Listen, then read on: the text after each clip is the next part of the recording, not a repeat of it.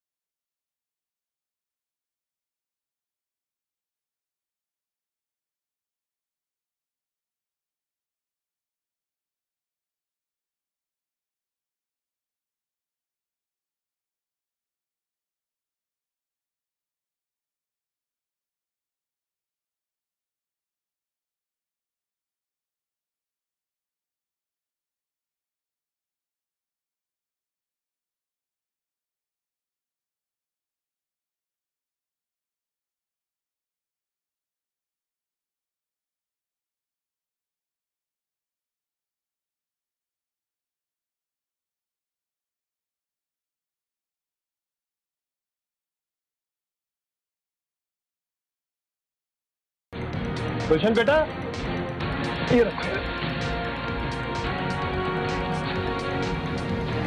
जी अब्बू, कॉलेज में काम कर रही थी मैं। अच्छा ये बताओ बेटा, वो गुलशन का? गुलशन, अब्बू बुला रहे। 16 और 14 साल दोनों बेटियां वालिदैन के सामने आई तो बाप उठकर बैठ गया। अम्मी, आपको कितनी बार कहा है मैंने कि आप ये सारे काम मत किया करें। हम दोनों हैं ना, छोड़ें आप ये सब। अब्बू आप कहें? अच्छा ये बताओ बेटा, तुम दोनों की पढ़ाई कैसे चल रही है? अल्हम्दुलिल्लाह अच्छी चल रही है, लेकिन आप क्यों पूछ रहे हैं? अरे भाई वो तुम बताओ। मैं क्या बताऊं, आप बताएं, बड़ी हो गई हैं। क्या हुआ? देखो बेटा, तुम्हारे ताया है ना, वो चाहते हैं कि अपने बेटों से तुम दोनों की शादी कर दो।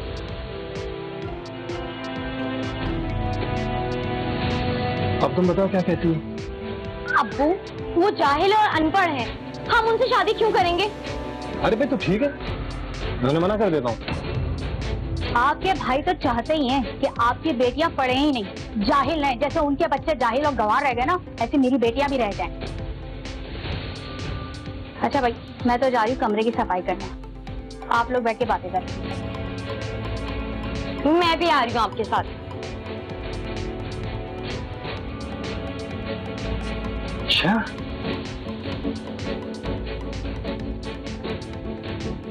भावलपुर का रिहायशी मकसूद अपनी बीवी और 2 बेटियों के साथ हंसी खुशी जिंदगी गुजार रहा था।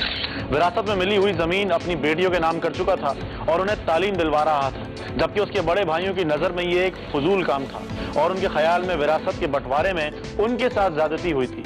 अब वो किसी ना किसी तरह अपने छोटे भाई की जमीन हथियाना चाहते थे, इसलिए 2 बड़े भाइयों ने छोटे भाई की दोनों बेटियां अपने नाकारा बेटों के लिए मांग ली थी, लेकिन इनकार पर वो छोटे भाई के शदीद मुखालिफ हो गए थे। शब्बीर ने देखा कि मकसूद का बड़ा भाई और उसकी भाभी किसी बात पर सख्त जले भुने बैठे थे। ये मकसूद को हो क्या गया है? कहता है बच्चियों को और आगे पढ़ाएगा और उसके बाद भी यहाँ शादी नहीं करेगा। मुझे तो लग रहा है इसका दिमाग खराब हो गया है। अरे दिमाग तुम्हारे भाई का खराब नहीं हुआ, ये जो तुम्हारी भावज है ना, ये चढ़ाती है, फसाद की जड़ वही है। हाँ वैसे तुम ठीक कह रही हो, वो भी उसी के रंग में रंग गया है। और मियाँ जी, जिस जमीन की तुम बात कर रहे हो ना, भूल जाओ उसे। मकसूद कभी तुम्हारे कहने में नहीं आएगा। अरे वैसे तुम ठीक कह रही हो, मैंने अभी तक उससे कोई बात की नहीं है। बात करके देखता हूँ कि वो कहता क्या है। खैर बहरहाल, अरे हाँ, वो ईद आ रही है, ईद के तीसरे दिन ना इन सबको दावत को बुला लो। ना बाबा ना, मैं किसी को नहीं बुलाऊंगी। मंजिले की बीवी को कहो, वही बुलाएगी। मकसूद की बेटी को भी आना चाहती है ना अपने निकम्मे से। एक तो तुम जो ना, अच्छा ठीक है बाबा, मैं खुद बात कर लूंगा।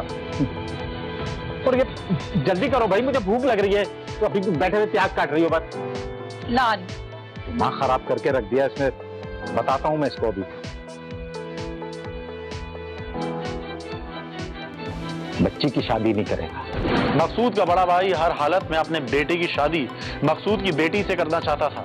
इसी तरह मंजला भाई भी मकसूद की दूसरी बेटी को अपने घर लाना चाहता था। इस नियत के पीछे जमीन का लालच था और ये दोनों बड़े भाई अपने मकसद के हुसूल के लिए कुछ भी करने को तैयार थे। एक दिन शब्बीर ने देखा कि मकसूद की 16 साल बेटी हाथ में किताबें लिए रोती हुई अपने घर में दाखिल हुई तो उसकी माँ परेशान हो गई। क्या हुआ मेरी बच्ची क्यों रो रही है? अम्मी मैं आपको बता रही हूँ, मुझे बहुत गुस्सा आ रहा है। मैं अगर वो अब्बू के भाई नहीं होते ना तो मैं बताती हूँ उनको। क्या कहा तेरे ताया ने? अम्मी मैं कॉलेज से वापस आ रही थी तो एक दुकान पे रुक गई। वहाँ क्या हुआ, मुझे ताया अब्बू जाते हुए देखे। मैंने सिर्फ उनसे सलाम किया, बस आ गई मेरी शामत। उन्होंने इतनी जोर से चिल्ला के सबके सामने मुझे कहा कि कब तक कॉलेज जाती रहेगी तू। इस कहानी की मजीद तफसीलात हम आपको दिखाएंगे, लेकिन एक ब्रेक के बाद। कहीं जाइएगा मत, क्योंकि कोई देखे ना देखे, शब्बीर तो देखेगा। अम्मी मैं आपको बता रही हूँ, मुझे बहुत गुस्सा आ रहा है। मैं अगर वो अब्बू के भाई नहीं होते ना तो मैं बताती हूँ उनको। क्या कहा तेरे ताया ने? अम्मी मैं कॉलेज से वापस आ रही थी तो एक दुकान पे रुक गई। वहाँ क्या हुआ, मुझे ताया अब्बू जाते हुए देखे। मैंने सिर्फ उनसे सलाम किया, बस आ गई मेरी शामत। उन्होंने इतनी जोर से चिल्ला के सबके सामने मुझे कहा कि कब तक कॉलेज जाती रहेगी तू। पता है मेरी एक दोस्त भी मेरे साथ थी, वो तो डर के भाग गई वहाँ से। पता नहीं दुकान वाला भी मेरे बारे में क्या सोच रहा होगा। अच्छा बस बस बस बस, तू परेशान मत हो, आ लेने से तेरे पास। देख मैं सब ठीक कर दूंगी, तो मैं बताती हूँ। बहुत पढ़ निकल आए हैं तेरे ताया के। अच्छा तू जा किताबें रख, मुँह हाथ धो, मैं तेरे लिए खाना लगाती हूँ। सही है? भूख तो मुझे बहुत लग रही है, लेकिन मैं आपको बता रही हूँ, अगर आज के बाद उन्होंने मुझे कुछ भी कहा ना तो देख लीजिएगा। मैं भी देखती हूँ क्या करता है।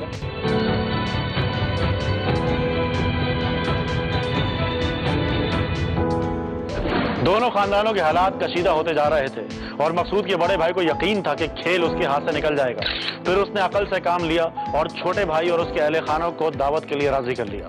शब्बीर ने देखा कि मकसूद, उसकी बीवी, उसकी दोनों बेटियां, मकसूद के 2 बड़े भाई और उनकी बीवियां मौजूद थी और दस्तरखान लपेटा जा रहा था।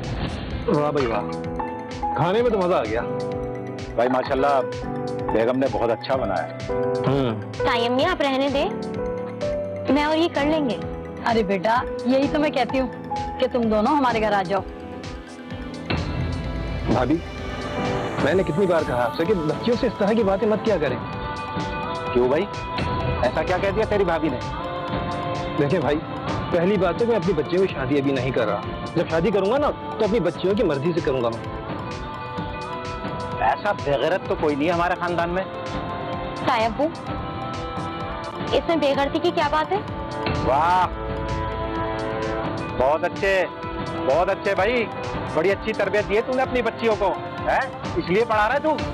चलो उठो यहाँ से, निकलो यहाँ से मेरे घर से, किताबें उठाई, दस्तरखान उठा, चल। अरे अरे भाई साहब क्या हो गया आपको, ये क्या कह रहे हैं आप?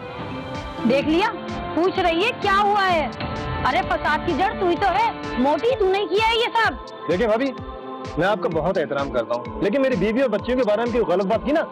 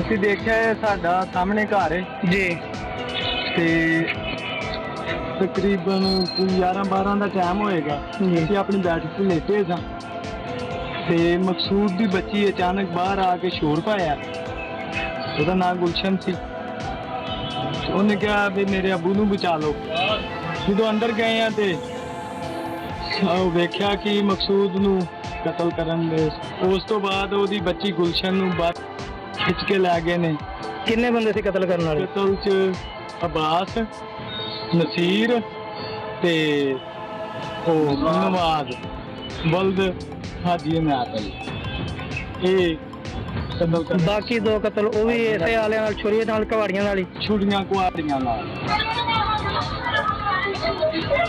ਆਲਾ ਜੀ ਨੇ ਮਾਰ ਆ ਮੈਨੂੰ ਜਿਹੜਾ ਵਾਜੀ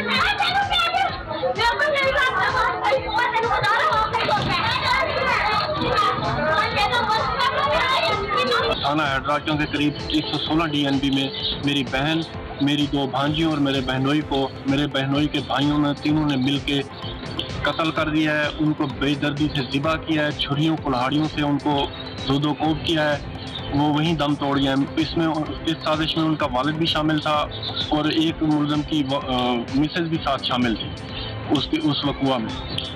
वजह तनाज़ा ये थी कि मेरे बहनोई के नाम गवर्नमेंट की तरफ से 12.5 एकड़ ज़मीन अलाट हुई थी। उसका फैसला भी उसने कर दिया था भाइयों के साथ। 6 एकड़ ज़मीन बेच के उसने बराबर भाइयों में तकसीम कर दी थी, लेकिन फिर भी वो जालिम बाज नहीं आए। उन्होंने अब वो रिश्ते मांग रहे थे, जबकि मेरी भांजियाँ दोनों अभी छोटी बच्चियाँ थी, दोनों 10th क्लास की स्टूडेंट थी और एक की उम्र 15 साल और दूसरी की 16 साल उम्र थी। अब वो बार बार ये तकाजा कर रहे कि अभी हमें फौरन रिश्ते मिले ताकि बकिया ज़मीन भी हमारे घर आ जाए। लेकिन मेरा बहनोई इनकारी था, वो कहता था कि अभी मेरी बच्चियाँ बड़ी होंगी, पढ़ेंगी, तब मैं उनका फ्यूचर का फैसला करूँ। वजह ना दिए थी थोड़ी।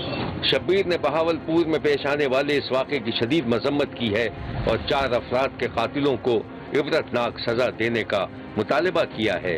देखते रहिए, क्योंकि कोई देखे न देखे, शब्बीर तो देखेगा।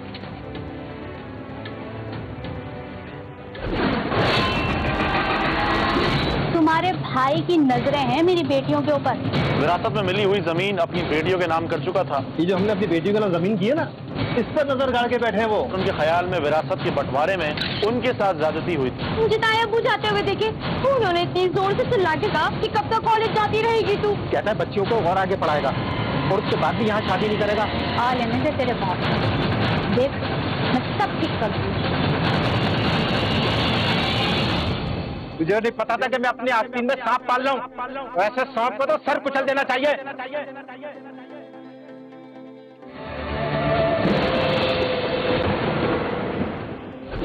शबीर ने गुजरावाला में 4 कमसिन और उनकी मां के कत्ल की भयानक वारदात देखी है।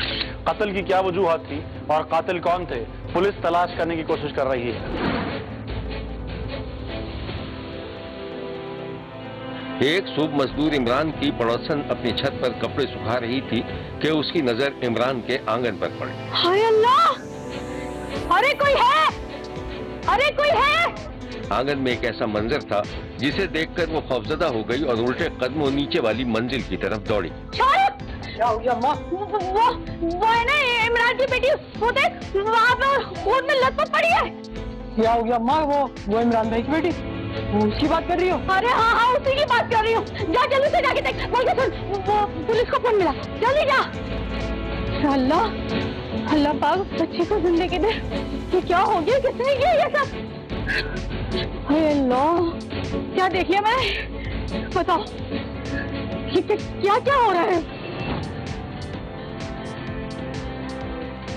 पड़ोसन का बेटा जल्दी से घर से बाहर निकला और महल्ले वालों का दरवाजा खटखटाने लगा। थोड़ी देर में किसी महल्ले वाले ने पुलिस को फोन कर दिया, जिसके बाद थाना कैंट के इलाके डोगरा वाला गांव के लोग घरों से बाहर निकल आए और पुलिस भी जाए वारदात पर पहुंच गई।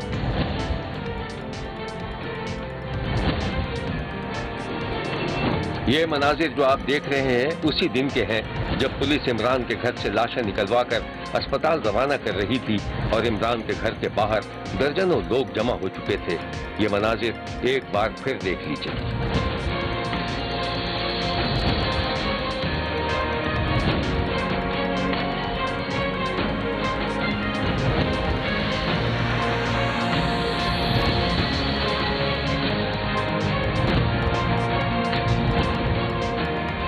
डोगरा वाला गांव में एक मां और उसके 4 कमसिन बच्चों को वहशियाना तशद्दुद के बाद कत्ल कर दिया गया था।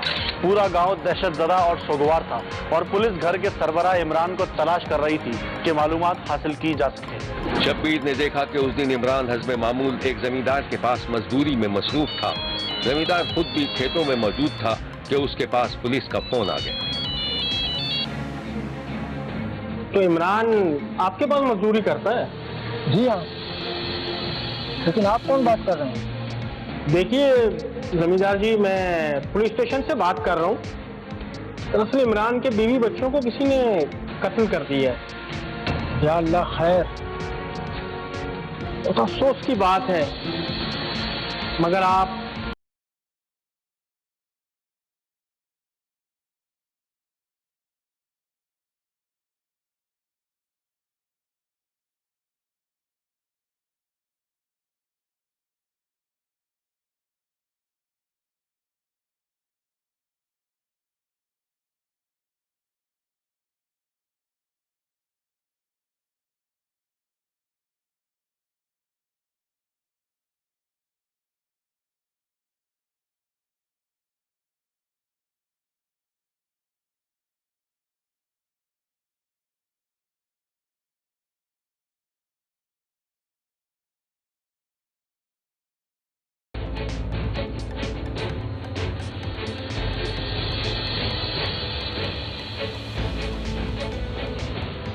रोटी काले। अरे जमींदार, अभी मुझको भूख नहीं है, थोड़ा सा काम पड़ा है, वो काम करके आ जाऊं फिर खाना खाऊंगा। यार काम को गोली मार, तू खाना खा ले।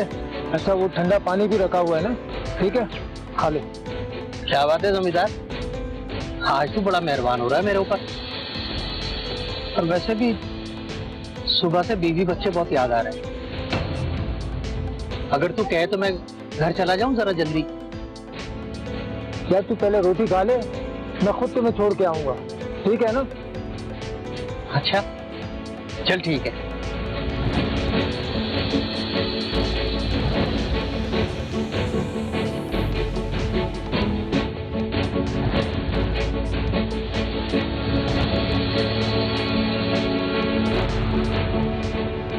जमींदार जब इमरान को उसके घर लेकर पहुंचा तो इमरान को सूरत हाल का इल्म हुआ और उस पर गशी के दौरे पड़ने लगे। इमरान जब अपने घर पहुंचा तो अभी तक लोग वहां जमा थे और पुलिस शहादतें जमा कर रही थी। ये वही मनाजिर हैं जो अभी आप देख चुके हैं।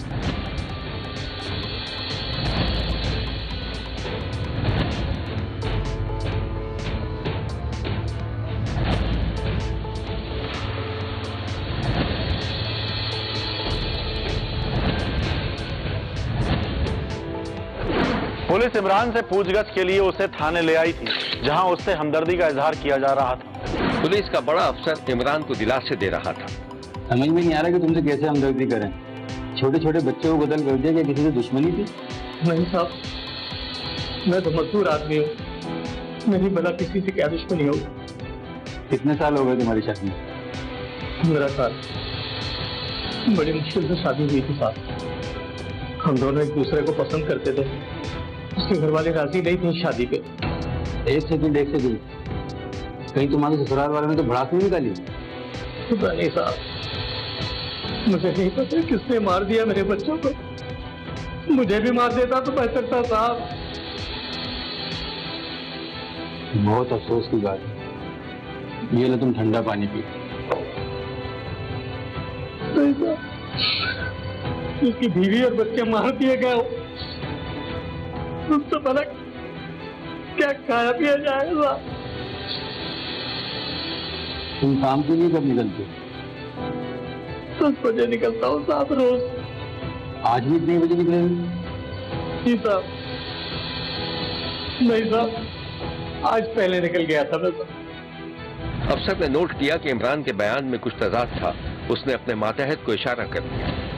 सुनो, इमरान सदमे की हालत में है। इनको लेके जाओ, इत्मीनान से बिठाओ और फिर इनसे पूछो, ये जो कुछ बताएं मुझे रिपोर्ट करें।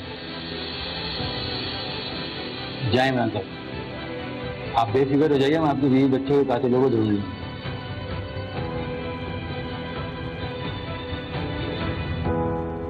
पुलिस ने बाकायदा तफ्तीश की तो एक उल्टी कहानी सामने आ गई। तफ्तीशी अफसर ने अपने अफसर को जो कुछ बताया था उसकी तमसील कुछ इस तरह थी। इमरान घर का सौदा सलफ लेकर आ रहा था कि गांव के एक लड़के ने उसे मानी खेज अंदाज में आवाज देकर रोक लिया। सलाम इमरान भाई, क्या हाल है? वालेकुम सलाम, ठीक ठाक। ये वजनी सामान लिए कहाँ जा रहे हो? लाओ मुझे दो, मैं घर तक छोड़ा। अरे नहीं नहीं, बहुत शुक्रिया तेरा। वैसे तू क्या कर रहा है यहाँ पे? इमरान भाई तुम तो जानते हो यार, काम काज कुछ है नहीं, सारा दिन इन्हीं गलियों में आवारा बने फिरते रहते हैं। तुम ये बताओ, तुम्हारे घर पे बहुत मेहमान आ रहे हैं आजकल? मेहमान मेरे घर पे? इस कहानी की मजीद तफसीलात हम आपको दिखाएंगे, लेकिन एक ब्रेक के बाद। कहीं जाइएगा मत, क्योंकि कोई देखे ना देखे, शब्बीर तो देखेगा।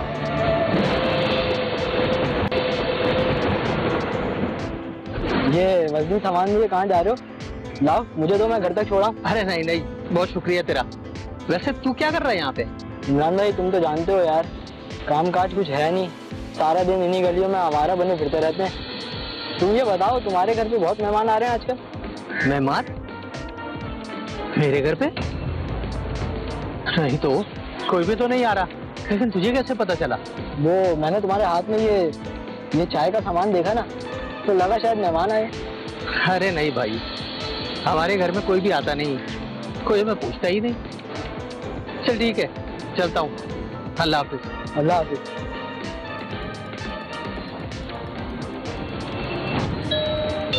इमरान घर पहुंचा तो उसकी बीवी ने दरवाजा खोला। आ गए आप? तो हाँ, ये ले आया मैं, तुमने जो बताया था सामान, ये ले। तो ये बता, हमारे घर तो काफी दिनों से कोई मेहमान नहीं आया ना? और क्या, काफी दिन हो गए। वो लड़का क्या कह रहा था कि हमारे घर बड़े मेहमान आ रहे हैं आजकल? कौन लड़का और कैसे मेहमान? उस लड़के का नाम तो मुझे पता नहीं है। खैर छोड़, तू चाय बना के ला मेरे लिए। आप बैठे, मैं अभी चाय बना के लाई। इमरान ने सोचा कि शायद उसके ससुराल वाले उसकी गैर मौजूदगी में उसकी बीवी से मिलने आते हों। महल्ले की लड़की की बात उसे हजम नहीं हो रही थी। अब वो कुछ मशकूक हो गया था और घर पर नजर रखने लगा था। एक दिन इमरान घर लौटा और अभी अपने दरवाजे से कुछ दूर ही था कि उसने देखा कि कोई शख्स दबे पांव उसके घर से बाहर निकल रहा था। इमरान एक तरफ दुबक कर उसे जाता देखता रहा और जब वो घर पहुंचा तो बिल्कुल खामोश था।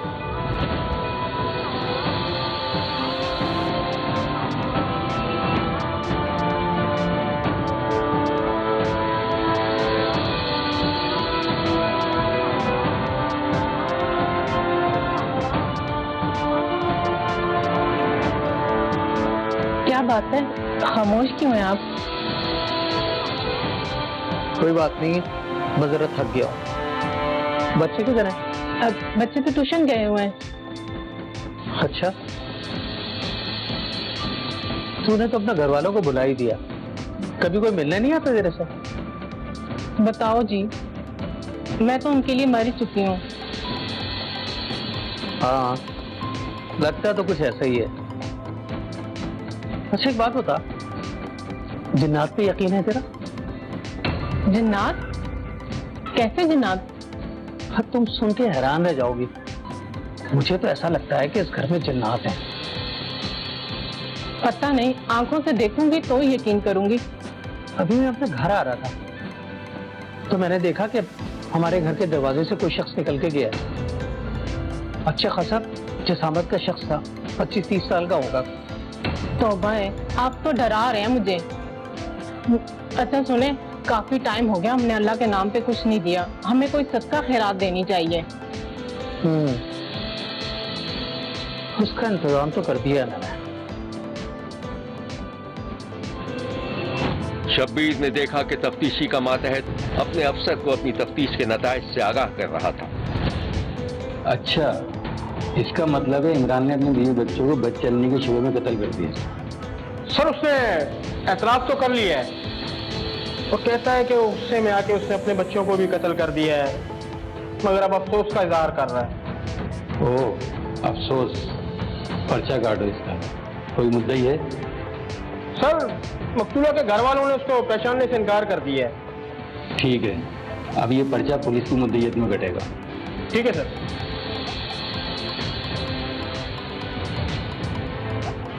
इमरान ने मुबैना तौर पर अपनी 40 साल बीवी को बदचलनी के शुबे में गंदे आले से कत्ल कर दिया था और अपने कमसिन 4 बच्चों को भी नहीं छोड़ा था। जिस दिन ये वारदात हुई, शब्बीर ने देखा कि महल्ले पड़ोस वाले इस वाक़े पर हैरत ज़दा थे। उसका हस्बैंड तो कह रहा है मैं 5 बजे ना काम पर चला गया हूँ। ठीक है, 10 बजे तक किसी को कुछ नहीं पता क्या हुआ क्या नहीं हुआ। 10 बजे के बाद एक उनके हमसाए हैं, वो अपने छत पर चढ़े, उन्होंने देखा है कि एक बच्ची जो है किचन के अंदर उसकी लाश पड़ी हुई थी। उस बच्ची को उन्होंने देखा, उन्होंने शोर डाल दिया, हमारा घर ही साथ है, हमने शोर सुना, हम आए हैं, भाग के आए हैं, हमने देखा सब कुछ। उसकी बच्ची जो बच्ची थी और उसकी 2 छोटी बहनें भी थी, तीनों की लाश पड़ी थी। एक 1.5 साल का बच्चा था, उसको कंबल के अंदर ही सांस ढूंढ को मार दिया गया। उसके बाद हमने उसकी माँ को ढूंढने की कोशिश की। उसकी माँ की लाश जिस कमरे में पड़ी थी उसका दरवाजा बंद था, वो कमरा नहीं हमने देखा, हम बाहर ढूंढते रहे, उसकी माँ को नहीं मिली। फिर घर आकर हमने सारा घर तलाश किया, घर जो कमरे में थी वो कमरा खोला, उसके अंदर उसकी माँ की भी लाश पड़ी हुई थी। ਅਸੀਂ ਇੱਥੇ ਆਏ ਹਾਂ ਤੇ ਉਹਦੇ ਨਾਲ ਪੁਲਿਸ ਆਈ, ਦੁਨੀਆ ਬੜੀ ਇਕੱਠੀ ਹੋਈ, ਅਜੇ ਤੱਕ ਕੋਈ ਪਤਾ ਨਹੀਂ ਲੱਗਾ ਕਿ ਕਿੰਨੇ ਮਾਰਿਆ, ਕੀ ਹੋਇਆ ਕੀ ਨਹੀਂ। ਇਹ ਮਜ਼ਦੂਰੀ ਕਰਦਾ ਕਿਸੇ ਕੋ, ਉਹਦਾ ਬੰਦਾ ਜਿਹੜਾ ਆੜਤੀ ਤੇ ਡੰਗਰਾਂ ਨੂੰ ਪੱਠੇ ਪੁੱਠੇ ਪਾਉਂਦਾ। तो सुबह पता चला है कि यहाँ 5 कत्ल हुए हैं। तो एक माँ थी, 4 बच्चे थे उनके, ईंटों से मारा गया उन्हें। ठीक है, तो मौके पे पुलिस ने आके कार्रवाई शुरू की है। तो इसका जो शोहर था वो घर पे नहीं था, वो था कहीं, तो वो कोई कैंट वगैरह में काम करता है, मजदूरी करता है, ये सुनने में आया।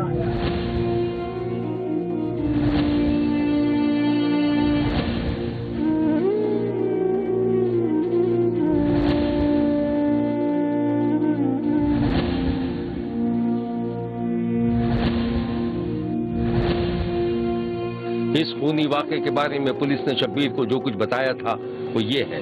ये बड़ा अफसोसनाक वाक़या हुआ है जिसमें एक खातून और उसके 4 बच्चे जो हैं वो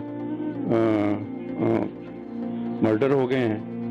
अभी तफ्तीश हम कर रहे हैं, ये तो अभी तफ्तीश में पता चलेगा सारा। हम अभी एविडेंस कलेक्शन कर रहे हैं कि कितने बजे वाक़या हुआ है, कैसे ये मामला सारा हुआ है, और जो ही FIR रजिस्टर होती है उसके बाद हर एंगल से हम इसको। बच्चे जो हैं वो तकरीबन 3-4 साल से लेके 12 साल की जो है वो बड़ी बेटी है, और इसी तरह लेडी जो है वो भी 35-40 साल की जो है वो खातून है। शब्बीर ने माँ और उसके 4 बच्चों के कत्ल पर अफसोस का इजहार किया है और मुबैना कातिलों को इबरतनाक सजा देने का मुतालबा किया है। सर सुते था, सुते उठे वहाँ पेशाब करने वास्ते बाहर निकले, तो पेशाब करके आउं गया देखिया तो ਐਂ ਛੋਟਾ ਕਮਰਾ ਹੈ ਸਾਡਾ ਨਾਲ, ਉਹ ਜੋ ਮੈਨੂੰ ਮਾੜੀ ਮਾੜੀ ਗੱਲਾਂ ਦੀ ਆਵਾਜ਼ ਆਈ ਹੈ। ਮੈਂ ਕਿਹਾ ਸ਼ਾਇਦ ਮੇਰੀ ਬੀਵੀ ਇੱਥੇ ਕੋਈ ਸਮਾਨ ਸਮੂਨ ਉਹਦਾ ਪਰਾਂ ਰੱਖਦੀ ਹੋਵੇ, ਤੇ ਮੈਂ ਉਹਨੂੰ ਆਵਾਜ਼ ਦਿੱਤੀ ਇੱਥੇ ਕੀ ਕਰਨੀ ਆ ਬੇਟਾ। ਉਹ ਇੰਨੀ ਦੇਰ ਨੂੰ ਦੇਖਿਆ ਮੈਂ ਅੰਦਰ ਹਨੇਰੇ ਸੀ ਨਾ, ਐਂ ਬੰਦਾ ਇੱਕ ਨਿਕਲਿਆ ਬਾਹਰ, ਨੂੰ ਮੋਹਰਾ ਜਾਂ ਮੂੰਹ ਉੱਤੇ ਰੱਖਿਆ ਉਹਨੇ। ਉਹ ਵੇਖ ਕੇ ਸਰ ਜੇਨ ਮੈਂਟਲ ਜਿਹਾ ਹੋ ਗਿਆ, ਮੈਂ ਸਵੇਰੇ ਨਮਾਜ਼ ਵੇਲੇ ਨਿਕਲਣਾ। सारा दिन मजदूरी कर करके मर जाना ਤੁਹਾਡੇ ਬਾਅਦ। ਸਵੇਰੇ ਮੂੰਹ ਮੇਰਾ ਜਾਣਾ, ਰਾਤੀ 10 ਵਜੇ 9 ਵਜੇ 8 ਵਜੇ ਵੀ ਘਰ ਆਉਣਾ, ਕਦੀ ਕਦੀ 12 ਵਜੇ ਵੀ ਆ ਜਾਈਦਾ। ਸਾਰਾ ਤਾਂ ਜੇ ਨਾ ਸ਼ਾਦੀ ਸਾਹਿਬ ਆਪਣੀ ਪਸੰਦ ਦੀ ਕੀਤੀ, ਜਿਉਂ ਸ਼ਾਦੀ ਕੀਤੀ ਉਹਦੇ ਘਰਦਿਆਂ ਨੇ ਕਿਸੇ ਕਿਸਮ ਦਾ ਕੋਈ ਬਿਲਕੁਲ ਤਲਕ ਨਹੀਂ ਆਪਣਾ ਰੱਖਿਆ।